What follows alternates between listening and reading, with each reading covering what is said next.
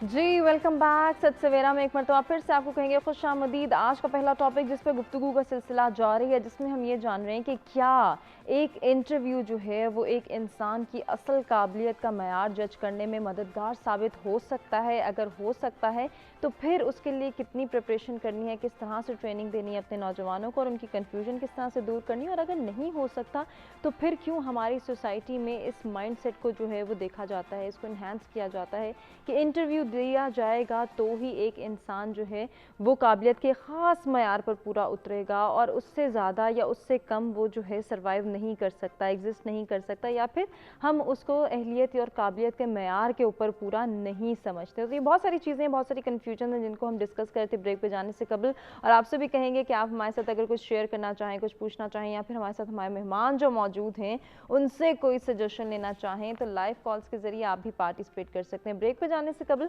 हम बात कर रहे थे अपने तीनों मेहमानों से और उनसे हम कुछ कन्फ्यूजन्स डिस्कस कर रहे थे, इंटरव्यू की टाइप्स डिस्कस कर रहे थे।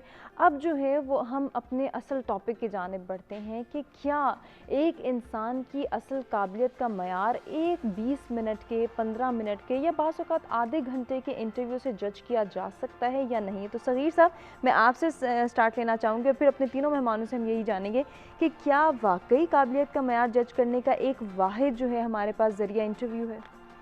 देखिए, वाहिद ज़रिया तो नहीं है, चूँकि इंटरव्यू जो है ये आप देखें कि ये सेकंड स्टेज है। इंटरव्यू से पहले आपका एक सीवी जाता है वहाँ, करिकुलम विटाए कह लें, उसको रिज्यूमे कह लें, उसको प्रोफाइल कह लें, उसको आप बायोडाटा कह लें।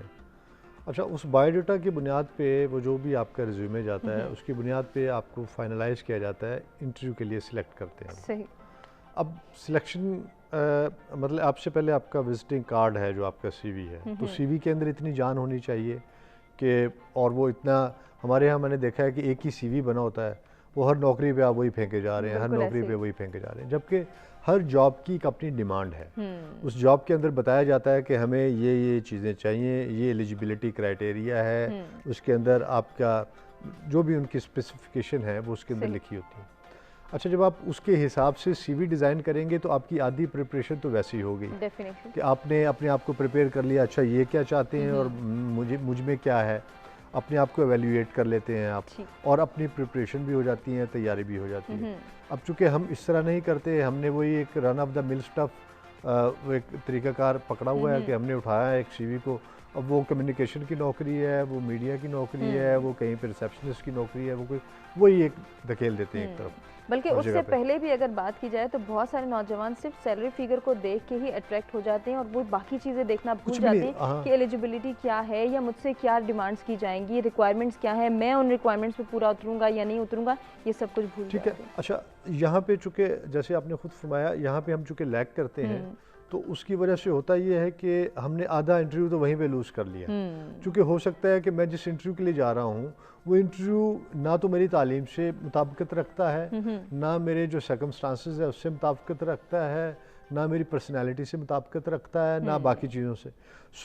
मैं जब वहाँ जाऊँगा और फिर मैं बाहर आके शिकवा करूँगा, नहीं जी उन्होंने मुझसे पूछा नहीं, सवाल ही बड़े अजीब से पूछ रहे थे, मुझे तो वो पता ही नहीं है चीज़ें, तो रखना ही नहीं चाहते, क्योंकि वो रखना ही नहीं चाहते थे, तो हमने उठा के फिर उन पर मलबा डाल देना होता है।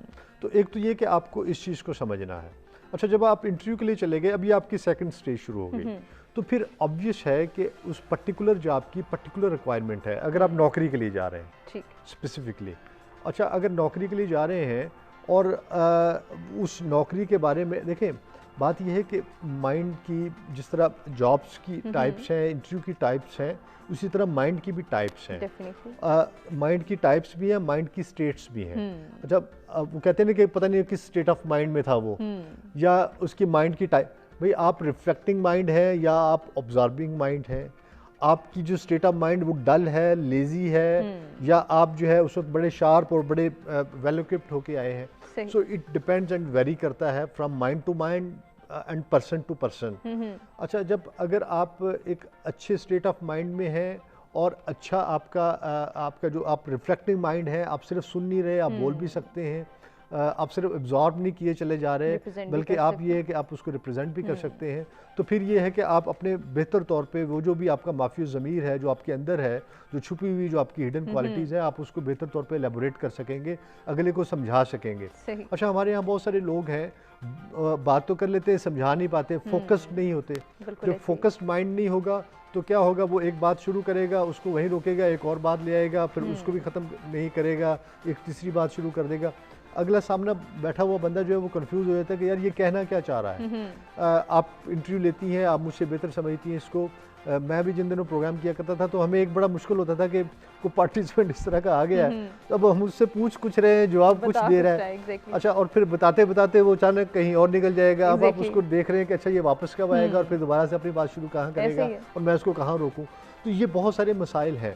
بٹ اٹ ڈزنٹ مین کہ اگر آپ انٹرویو لے رہے ہیں اور وہ انٹرویو دینے والا جو ہے وہ فوکس نہیں ہے, لیکن آپ کو پتا ہے پوٹینشیل اس کے اندر ہے, یہ بتا نہیں پا رہا لیکن اس نے پڑھا ہوا ہے چیزیں, اس کے سی وی نے بتا دیا کہ اس کے پاس متعلقہ ریکوائرمنٹ موجود ہے, ڈگری بھی موجود ہے, اس کے اچھی وہ مطلب کہ وہ شاید اتنا پریزنٹیبل نہیں ہے, اس کی شکل اچھی نہیں ہے, یا وہ اس وقت جو ہے کسی اور سٹیٹ آف مائنڈ کی وجہ سے وہ بات نہیں کر پا رہا. تو اس کا مطلب یہ نہیں کہ آپ اس کو اٹھا کے پھینک دیں باہر یا اس کو جو ہے اون ہی نہ کریں, مطلب کہ اس کو پھر اپرچونٹی ملنی چاہیے. آپ دیکھیں کہ پوری دنیا کے اندر ایکول اپرچونٹیز اگر نہیں بھی ہے تو میکسیمم اپرچونٹیز جو ہیں وہ لوگوں کو دی جاتی ہیں.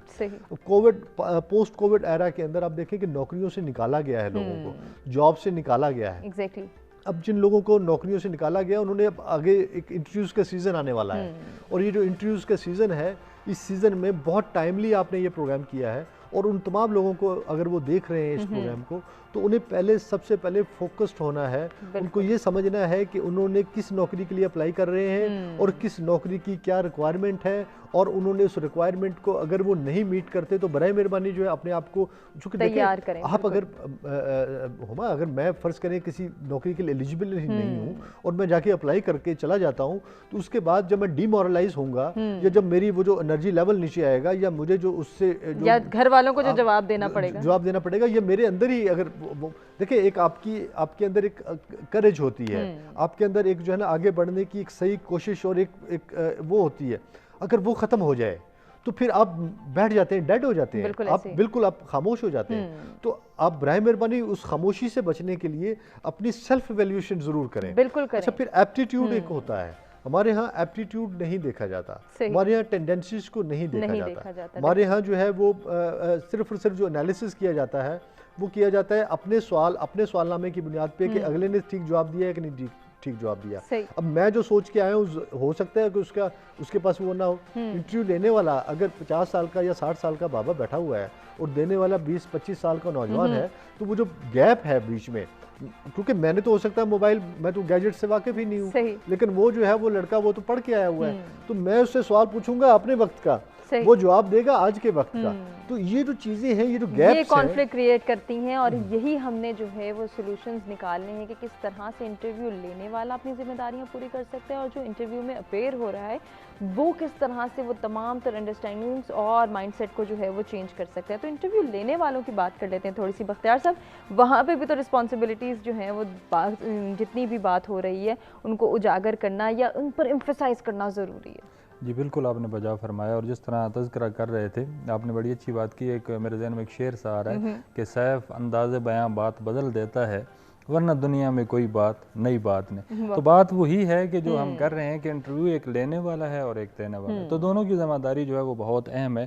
لینے والا کس انداز سے اس چیز کو دیکھ رہا ہے اور دینے والا جو ہے وہ کس انداز سے اسے لے کے چل رہا ہے. بنیادی طور پہ انٹرویو کو کامیاب کرنے کے لیے اگر آپ نے اچھا پارٹیسپینٹ یا اچھا جو ہے امپلائی اگر سلیکٹ کرنا ہے تو آپ اس کے لیے پورا ایک پلان کرتے ہیں, پوری ایک ترتیب دیتے ہیں, اور اس میں سب سے اہم چیز ہے کہ جب آپ نے انٹرویو کنڈکٹ کرنے ہیں تو اس سے پہلے یقیناً آپ نے کوئی پوسٹ جو ہے وہ اسے اناؤنس کیا ہوا ہے, اس کے اندر پوری اس کی ڈیٹیل کا ہونا بہت ضروری. ڈیٹیل ہوگی تو آپ کو ریلیونٹ پارٹیسپینٹ, ریلیونٹ جو لوگ ہیں وہ اس کے لیے اپلائی کریں گے. اس کے بعد پھر جو سکریننگ کا پروسیس ہے وہ کتنا اہمیت کا حامل ہے. سکریننگ کرتے ہوئے آپ اگر پورے معیار کو فالو کرتے ہیں, तमाम तार उसकी क्वालिफिकेशन को, उसके स्किल्स को, उसकी बाकी जितनी भी चीज़ें आपकी रिक्वायरमेंट थी उसको मद्देनज़र रखते हैं, तो वो एक अहम तरीन चीज़ होगा। तो इसके ऊपर एम्प्लॉयर जो है उसे बहुत ज़्यादा फोकस करने की ज़रूरत है। तीसरी चीज़ है कि जब आप इंटरव्यू कंडक्ट कर रहे हैं, अब आपने इंटरव्यू कंडक्ट किया तो आपने बड़ी खूबसूरत बात की थी कि 20 साल का तजर्बा जो है, या 20 साल के एक तजर्बे के साथ बंदा बैठा हुआ और दूसरा जो है वो कुछ तजर्बा लेके आया, तो 20 मिनट के अंदर कैसे उसे जज किया जा सकता है। तो देखिए, जो इतने अरसे से इंटरव्यू कंडक्ट कर रहा है, यकीनन उसकी भी कोई ना कोई ऐसी क्वालिटी मौजूद उसके अंदर होती है कि वो जज करते हैं चीज़ों को। वो बारहा दफ़ा इस अमल से गुजर रहे होते हैं और उन्हें पता चल जाता है कि बंदा जो है वो किस नौइयत का। अब ये है कि क्वेश्चन करना, क्वेश्चन आपने कैसा तरतीब दिया हुआ है, इसमें सवाल करते हुए अगर उस सवाल को वो बंदा नहीं समझ सका, जिस तरह सगीर साहब ने फरमाया कि एक अपने माइंड सेट से उसे सोच रहा है, दूसरा अपने हिसाब से जवाब दे रहा है, तो क्वेश्चन जो है वो बहुत ज़्यादा वाज़ेह होना चाहिए कि आप उससे क्या पूछना चाहते हैं। ठीक है, जब आपने उसे पूछा तो उसका रिस्पांस आपको आया। बाज़ दफ़ा लोग चले जाते हैं, अपने उस ट्रैक से हट जाते हैं क्योंकि उसे नहीं पता कि आप क्या सोच रहे हैं। लेकिन अगर आपको लगता है कि ये बंदा मेरे उस मिजाज के मुताबिक मेरी उस खास पोस्ट के हवाले से मुझे रिस्पांस कर रहा है, तो आप उसे लुकमा दे सकते हैं, आप उसकी रहनुमाई कर सकते हैं, वो चीज़ एक इसके अंदर शामिल हो सकती है। जब आपने इंटरव्यू कंडक्ट किया है तो उसमें एक तो फिर वही बात आती है कि वो यहाँ पे जो ख़त होता है, पता नहीं वो कहाँ से ख़त आते हैं, तो वो अहमियत के हामिल तो होते हैं, हमारे मुआशरे का एक बहुत बड़ा अलमिया भी है। अल्लाह ताला हमें इससे निजात दे। अगर आप खुलूस नीयत से अपनी तमाम सर सलाहियतों को मद्देनज़र रखते हुए किसी बंदे का इंटरव्यू कर रहे हैं और इस ख़ास मकसद के लिए कि मैंने एक बेहतर फ़र्द जो है उसका चुनाव करना है अपने उस क्राइटेरिया को फॉलो करते हुए, तो उसमें आपको एक अच्छा फ़र्द मिल सकता है। अब सिर्फ़ और सिर्फ ये इंटरव्यू तक महदूद नहीं होता। बाज़ दफ़ा ऐसा होता है कि आप इंटरव्यू के अंदर सिर्फ उसकी क्वालिफिकेशन नहीं देख रहे होते, उसकी स्किल नहीं देख रहे होते, बल्कि ख़ास तौर पे आपने उस ख़ास पोजीशन के लिए उस बंदे को देखना होता है। हर पोजीशन के लिए मुख्तलिफ फ़र्द चाहिए। मीडिया के लिए आपको मुख्तलिफ तरह का बंदा चाहिए होगा, आप उसकी स्पीकिंग पावर उसकी देखेंगे। आपको रिसेप्शन के लिए या होटल के लिए मुख्तलिफ अंदाज का बंदा चाहिए होगा। लेकिन आप अगर डेवलपमेंट सेक्टर के अंदर ना, आप समझेंगे कि मैनेजमेंट इसकी कितनी अच्छी है, प्रोजेक्ट को कैसे डील कर सकता है, लोगों के साथ इसके क्या, तो ये सारी की सारी उस फ़र्द की है। अब यहाँ पे ये मामला ख़त्म नहीं होता, इसके आगे एक स्टेप होता है कि आप कुछ लोगों को शॉर्ट लिस्ट कर लेते हैं और उन्हें फिर शामिल भी कर लेते हैं। फिर एक प्रोबेशन पीरियड शुरू हो जाता है। बाज़ इदारों के अंदर 3 माह का होता है, बाज़ इदारों के अंदर 6 माह का होता है, बाज़ लोग 1 महीने के लिए भी उसे करते हैं। तो ये जो सिलसिला है, इसके अंदर आपने इंटरव्यू में उसकी एहलियत को, सलाहियत को और तबीयत को देखा था। यहाँ थोड़ा थोड़ा उस बंदे की नीयत जो है ना, उसके हवाले से भी कुछ न कुछ आगाही होना शुरू हो जाती है। और यहाँ पे ही आप बुनियादी तौर पे उसकी वो सॉफ्ट स्किल जिसकी तज़किरा हमारी बहन ने किया कि ज़ात का इजहार जो है ना, वो आपके साथ जब बंदा चलता है तो आपको अंदाज़ा होना शुरू हो जाता है। तो ये एक अहम चीज़ है जहाँ पे आपको उसका और ज़्यादा वाज़ेह होता है। फिर वक्त के साथ साथ चीज़ें जो है वो आगे बढ़ती, लेकिन इंटरव्यू करने वाला जो है उसका रोल बहुत अहम है कि वो कितने नेकनियती से, कितनी ईमानदारी से, कितना अपने क्राइटेरिया को फॉलो करते हुए किसी अहल बंदे को सिलेक्ट करता है और किसी का इस्तेमाल। ये बहुत ज़रूरी है। बहुत अच्छी बात आपने की शाज़िया। जहाँ पे हम इंटरव्यू करने वालों की बात करें, वहीं इंटरव्यू में अपीयर होने वालों के हवाले से बहुत सारी बातें हुई। एक बात जो सगीर साहब ने की कि सेल्फ एवेल्यूएशन करना बहुत ज़रूरी है, कि आप एनालिसिस करें कि क्या आपका एप्टीट्यूड, आपकी स्किल्स, आपका नॉलेज वो रिक्वायरमेंट्स पूरी कर सकता है जो कि जॉब डिमांड करी है, तो मेरा अपीयर होना बनता है या नहीं। यहाँ पर भी लैक करती है हमारे नौजवानों की सोच, तो उनको क्या गाइड करना चाहेंगे? जी बिल्कुल, बहुत खूबसूरत बात की थी सर ने कि हम जो भी इश्तिहार सामने आता है, हमारा अमूमी जो रवैया है, एक मजमूई एक रवैया जो होता है बहैसियत कौम भी, कि हम रोज़ाना देखते हैं और उनको मार्क कर देते हैं, अच्छा यहाँ मेरी क्वालिफ़िकेशन जो है ना ये मैच कर रही है या रेलिवेंट है या यहाँ मेरी गुंजाइश निकल सकती है, तो हम हर उस जगह पे जो है वो घुसने की कोशिश करते हैं। क्योंकि हम ज़िंदगी में एक मजमूई तौर पे देखा जाए तो एक इनसिक्योर फीलिंग का शिकार रहता है हर शहरी, हर फर्द।